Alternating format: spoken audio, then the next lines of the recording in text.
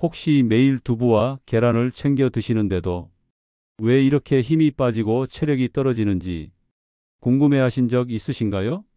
사실 지금까지 우리가 알고 있던 단백질 상식은 완전히 틀렸을 수도 있습니다. 안녕하세요. 저는 25년간 영양학과, 노인 건강관리를 전문으로 연구해 온 김건우 박사입니다. 수천 명의 환자들을 진료하면서 놀라운 사실을 발견했습니다. 값비싼 영양제를 드시고 고급 단백질을 챙겨 드시는 분들이 정작 근육량은 계속 줄어들고 있었던 것입니다. 반면에 평범한 우리 식재료로 똑똑하게 단백질을 섭취한 분들은 오히려 더 건강해지고 활력이 넘쳤습니다.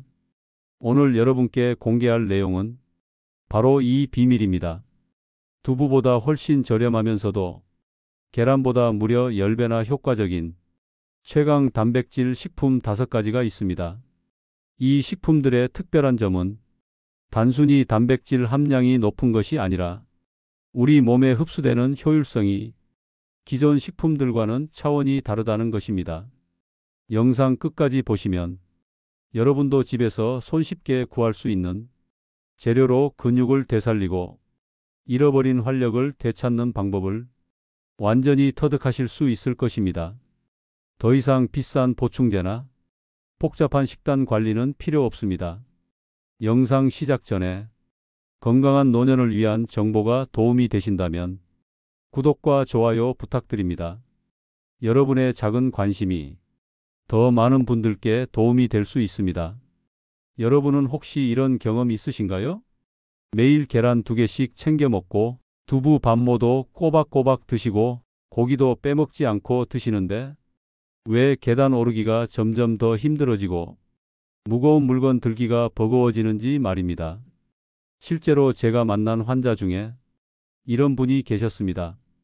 올해 67세인 최순옥 어르신은 평생 건강관리에 신경을 많이 쓰신 분이었습니다. 매일 아침 계란 후라이 2개, 점심에는 두부찌개, 저녁에는 고기 반찬을 빠뜨리지 않고 드셨죠. 그런데 병원에 오셨을 때의 모습은 완전히 달랐습니다. 진료실 문을 열고 들어오는 발걸음이 무겁고 느렸고 의자에 앉을 때도 팔걸이를 꼭 잡고 조심스럽게 앉으셔야 했습니다. 선생님, 저는 단백질을 정말 열심히 챙겨 먹는데 왜 이렇게 기운이 없고 다리에 힘이 빠질까요? 순옥님의 이 질문이 바로 오늘 제가 여러분께 답해 드리고 싶은 핵심입니다. 검사 결과는 더욱 충격적이었습니다. 혈액 검사상 단백질 수치는 정상이었지만 근육량 측정 결과는 같은 연령대 평균보다 무려 30%나 낮았습니다. 이것이 바로 현대인들이 겪고 있는 단백질 패러독스입니다. 분명히 단백질을 충분히 먹고 있는데 정작 근육은 계속 줄어들고 있는 현상 말입니다. 단백질을 먹어도 소용없는 3가지 치명적인 이유가 있습니다. 첫째, 나이와 함께 급격히 떨어지는 소화 흡수력에 있습니다. 많은 분들이 놓치고 있는 중요한 사실이 있습니다. 30대 이후부터 우리 몸의 위산 분비량은 매년 2에서 3%씩 감소합니다. 60대가 되면 20대의 절반 수준까지 떨어지죠. 위산이 부족하면 어떻게 될까요?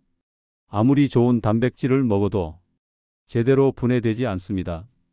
마치 딱딱한 고기를 물에만 담가놓고 왜 부드러워지지 않지? 하는 것과 같습니다. 소화효소 역시 마찬가지입니다. 펩신, 트립신 같은 단백질 분해 효소들이 나이가 들면서 현저히 줄어듭니다. 결과적으로 입으로는 단백질을 먹지만 실제로 몸에 흡수되는 양은 젊었을 때의 50%도 안 되는 경우가 많습니다. 둘째, 잘못된 단백질 선택과 조리법이 이유입니다. 시중에서 쉽게 구할 수 있는 단백질 식품들 대부분은 실은 흡수율이 그리 높지 않습니다. 예를 들어 우리가 자주 먹는 돼지고기의 단백질 흡수율은 약 70%, 소고기는 75% 정도입니다. 두부는 어떨까요? 식물성 단백질이라 몸에 좋다고 하지만 실제 흡수율은 65% 정도에 불과합니다. 더 심각한 문제는 조리법입니다. 고온에서 구워지거나 튀겨진 단백질은 분자 구조가 변화해서 흡수율이 더욱 떨어집니다. 셋째, 단백질을 방해하는 식습관들이 문제입니다. 많은 분들이 모르고 있는 단백질 흡수를 방해하는 요인들이 있습니다. 식사 직후 마시는 커피나 녹차의 탄닌 성분, 짜게 먹는 습관으로 인한 나트륨 과다, 제때 드시지 않는 불규칙한 식사 패턴 등이 모두 단백질 흡수를 크게 떨어뜨립니다. 특히 카페인은 위산 분비를 억제해서 단백질 소화를 방해하는 주범입니다. 자, 그렇다면 진짜 해답은 무엇일까요? 제가 오랜 연구와 임상 경험을 통해 발견한 놀라운 단백질 식품 5가지를 소개해 드리겠습니다. 이 식품들의 공통점은 흡수율이 90% 이상이면서도 가격은 기존 단백질 식품의 절반 수준이라는 것입니다. 첫 번째는 마른 오징어입니다. 많은 분들이 마른 오징어를 그저 술안주 정도로만 생각하시지만 이건 정말 엄청난 오해입니다. 마른 오징어 100g에는 무려 69g이 순수 단백질이 들어 있습니다. 이는 같은 무게의 소고기보다 3배, 계란보다는 5배나 많은 양입니다. 더 놀라운 것은 흡수율입니다. 마른 오징어의 단백질 흡수율은 무려 95%에 달합니다. 왜 이렇게 흡수율이 높을까요? 건조 과정에서 오징어의 단백질 구조가 우리 몸이 소화하기 쉬운 형태로 변화하고 자연스럽게 농축되기 때문입니다. 제가 치료했던 72세 김철민 어르신은 당뇨 때문에 고기를 많이 드실 수 없어서 단백질 부족으로 고생하고 계셨습니다.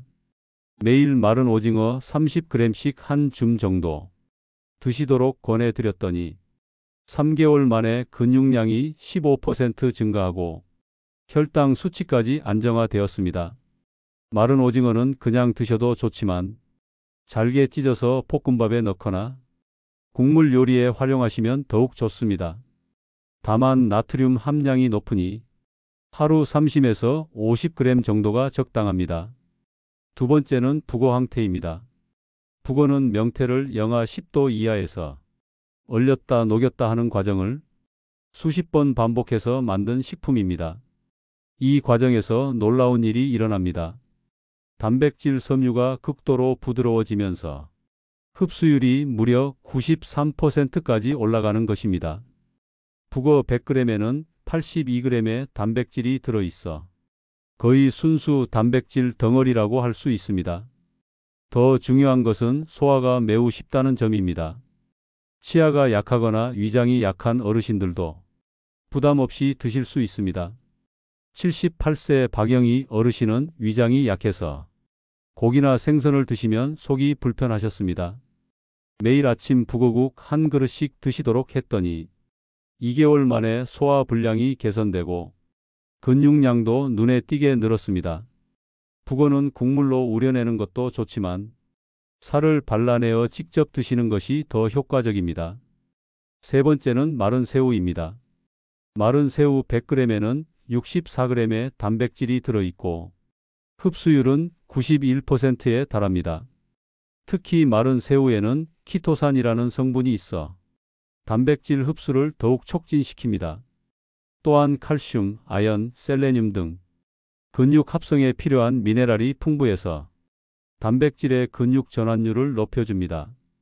69세 이정수 어르신은 골밀도가 낮아서 골다공증 위험이 높으셨는데 매일 마른 새우 40g씩 드신 결과 근육량과 골밀도가 동시에 개선되었습니다.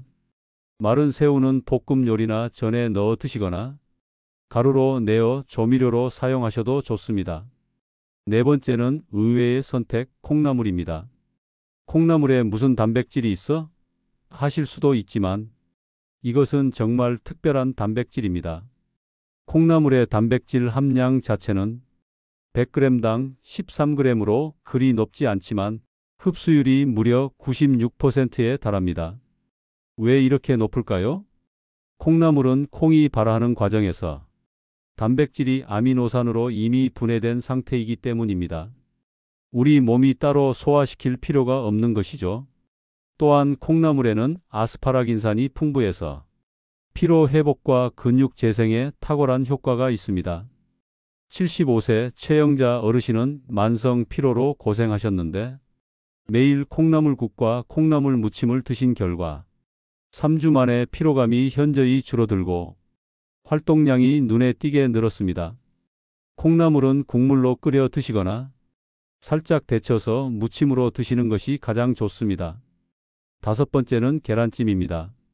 계란은 이미 알고 있는 것 아닌가 하실 텐데 여기서 핵심은 찜 방식입니다. 일반 계란의 단백질 흡수율은 85% 정도이지만 찜으로 만들면 98%까지 올라갑니다. 왜 그럴까요? 찜 조리법은 단백질을 가장 소화하기 쉬운 상태로 변화시키면서도 영양소 파괴를 최소화하기 때문입니다. 계란찜에는 완전 단백질뿐만 아니라 비타민 D, 콜린, 루테인 등이 풍부해서 근육 합성과 뇌 건강까지 동시에 챙길 수 있습니다. 80세 김동철 어르신은 치아가 약해서 고기를 거의 드실 수 없었는데 매일 계란찜 2개씩 드신 결과 6개월 만에 근육량이 20% 증가했습니다. 계란찜은 전자레인지로도 간단히 만들 수 있고 여러 재료를 넣어 영양을 더할 수도 있어서 가장 실용적인 단백질 공급원입니다. 이제 무엇을 먹을지 알았으니 언제 어떻게 먹을지도 중요합니다. 우리 몸의 근육 합성은 아침에 가장 활발하게 일어납니다. 잠자는 동안 12시간 가까이 단백질 공급이 중단된 상태에서 아침에 양질의 단백질을 공급해주면 하루 종일 근육 합성 효율이 높아집니다.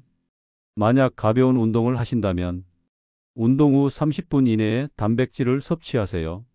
이 시간대에는 근육이 단백질을 흡수하는 능력이 평상시보다 3배 이상 높아집니다. 또한 잠들기 2시간 전에 소량의 단백질을 섭취하면 수면 중 근육 회복이 더욱 효과적으로 이루어집니다. 지금까지 이론적인 이야기를 많이 했는데 실제로 이 방법들이 얼마나 효과가 있는지 몇 가지 사례를 더 말씀드리겠습니다.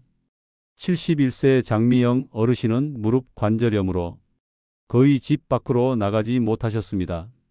근육량 감소로 무릎 주변 근육이 약해져서 관절에 더 큰 부담이 가고 있었죠. 제가 권한 5가지 단백질 식품을 매일 조금씩 드신 결과 4개월 만에 놀라운 변화가 있었습니다. 허벅지 근육량이 25% 증가했고 무릎 통증이 현저히 줄어들어 다시 산책을 할 수 있게 되셨습니다. 68세 홍성만 어르신은 당뇨병으로 인해 기존 단백질 섭취에 제한이 많으셨습니다. 하지만 흡수율이 높은 이 5가지 식품들은 적은 양으로도 충분한 효과를 낼 수 있어서 혈당에 부담을 주지 않으면서도 근육량을 늘릴 수 있었습니다. 3개월 만에 당화혈색소가 7.2%에서 6.1%로 개선되고 근육량도 18% 증가했습니다. 73세 김순희 어르신은 만성 피로와 우울감으로 하루 종일 누워 계시는 날이 많으셨습니다. 단백질 부족으로 인한 세로토닌 부족이 우울감의 주요 원인 중 하나였습니다. 매일 아침 북어국, 점심에 콩나물 무침, 저녁에 달걀찜을 드신 결과 2개월 만에 우울감이 크게 개선되고 다시 외부 활동을 시작하실 수 있게 되었습니다. 이렇게 좋은 식품들이지만 몇 가지 주의할 점들이 있습니다. 마른 오징어, 마른 새우, 북어 등은 나트륨 함량이 높을 수 있습니다. 하루 권장량을 지키시고 충분한 물을 함께 드시는 것이 중요합니다. 또한 갑자기 많은 양을 드시면 소화 불량이 올 수 있습니다. 처음에는 적은 양부터 시작해서 몸이 적응하면 점차 늘려가시기 바랍니다. 단백질만으로는 완전하지 않습니다. 비타민, 미네랄, 식이섬유 등이 풍부한 채소와 과일도 함께 섭취하시기 바랍니다. 오늘부터 실천하는 단백질 혁명. 지금까지 긴 이야기를 들어주신 여러분께 진심으로 감사드립니다.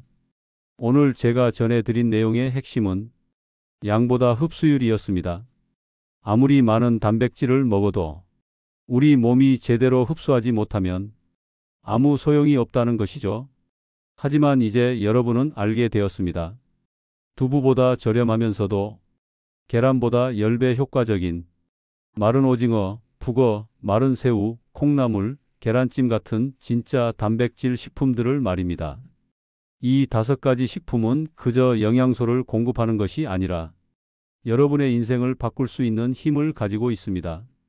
근육이 돌아오면 체력이 돌아옵니다.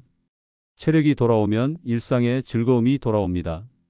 다시 활기차게 걷고 계단을 오르고 사랑하는 가족들과 즐거운 시간을 보낼 수 있게 됩니다. 저 역시 이제 60대 중반이 되었지만 이런 올바른 단백질 섭취법 덕분에 여전히 젊은 의사들과 함께 활발하게 진료하고 연구할 수 있습니다. 여러분도 충분히 할 수 있습니다. 복잡하게 생각하지 마세요. 오늘 당장 이 중에서 한 가지만 실천해 보세요. 가장 쉬운 것은 내일 아침 계란찜 한 개를 추가하는 것입니다. 이 작은 변화가 여러분의 몸에 놀라운 변화를 가져다 줄 것입니다. 여러분은 오늘부터 어떤 식품을 가장 먼저 시도해 보시겠습니까?